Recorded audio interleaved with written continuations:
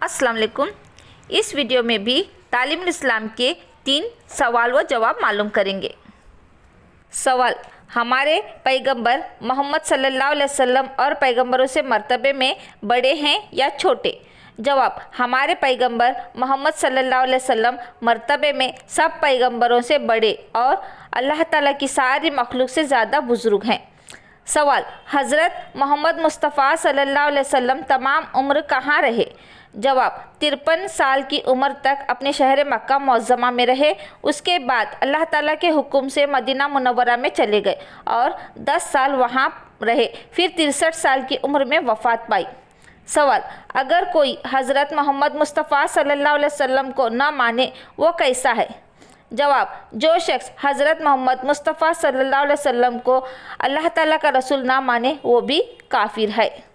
अब दें इजाज़त, अगली वीडियो में फिर से 3 सवाल और जवाब होंगे।